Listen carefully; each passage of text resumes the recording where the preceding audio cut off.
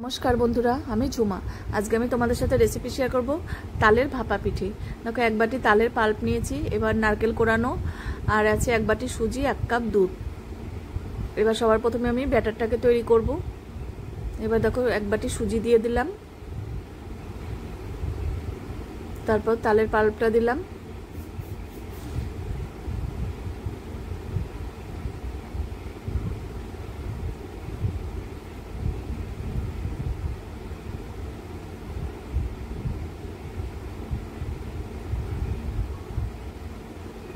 ভালো করে মিশিয়ে নিতে হবে তালের পাল্প আর সুজিটাকে।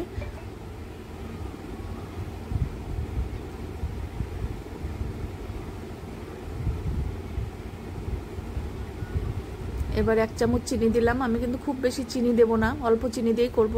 তোমরা চাইলে একটু চিনিটা বেশি দিয়ে নিতে পারে, 3-4 চামচ দিয়ে নেবে, পরিমাণ বুঝে দিতে হবে। আমি এক চামচ দিয়েই করলাম। এবার অল্প অল্প দুধ দিয়ে ব্যাটারটাকে তৈরি করব। একবারে দুধটা কিন্তু দেওয়া যাবে না, তাহলে পাতলা হয়ে যাবে। এবার বেকিং সোডা দিলাম হাফ চামচ। এবার আবারও একটু দুধ দিয়ে পাতলা করব। খুব ঘনও হবে না, আবার খুব পাতলাও করা যাবে না।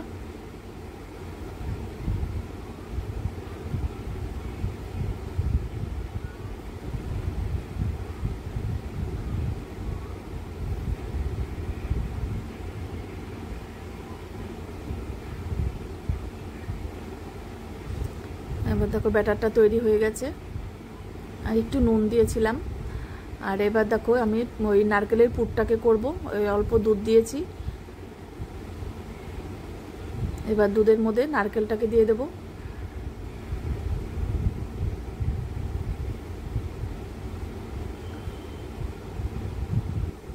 এবার এক চামচ চিনি দিলাম। যেহেতু নারকেলের পরিমাণ কম আছে সেজন্য আমি এক চামচ চিনি দিলাম। তোমরা যদি নারকেলটা বেশি নাও তাহলে চিনিটাও বাড়িয়ে দেবে। এবার 2 চামচ দুধ দিলাম, গুঁড়ো দুধ। এবার দেখো পুরটা কিন্তু হয়ে এসছে। এবার নামিয়ে নেব।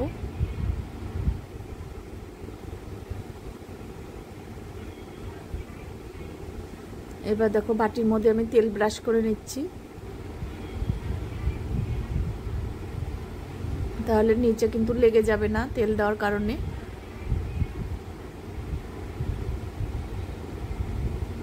এইবার এক হাতা ব্যাটার দিয়ে দেব। তারপর নারকেলের পুরটাকে দেব।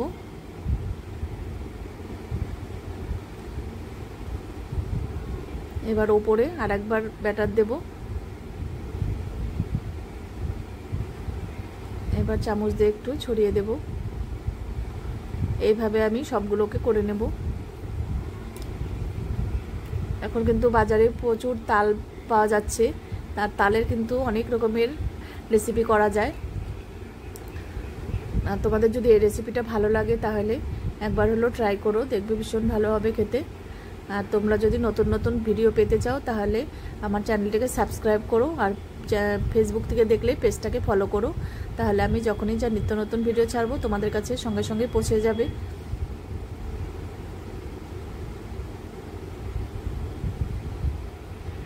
এবার দেখো একটা গামলায় জল বসিয়েছি। এবার একটা ঝাঁঝরি থালা বসিয়েছি। এবার থালার উপরে বাটিগুলোকে বসিয়ে দেব। তোমাদের কাছে যদি স্টিম দেওয়ার থাকে স্টিমার, তাহলে স্টিম দিয়ে নেবে। আর আমার কাছে সেটা নেই। আমি এই গামলার মধ্যে জল দিয়ে, একটা ঝাঁঝরি থালা কিন্তু সবার ঘরেই থাকে দেখবে। এবার থালার মধ্যে বাটিগুলো বসিয়ে এবার ঢাকা দিয়ে এটা স্টিম দিয়ে নিলাম। এবার দেখো একটা টুথপিক দিয়ে দেখে নিয়েছি, একদম হয়ে গেছে। এবার একটু ঠান্ডা করে তারপরে বাটির থেকে কিন্তু বের করতে হবে, নাহলে গরম অবস্থায় বের করতে নিলে ভেঙে যাবে। এবার ওপর দিয়ে একটু কিশমিশ আমি গার্নিশ করে দিয়েছি, দেখতে সুন্দর লাগবে সেই জন্য। এবার দেখো একদম কি সুন্দরভাবে উঠে গেল।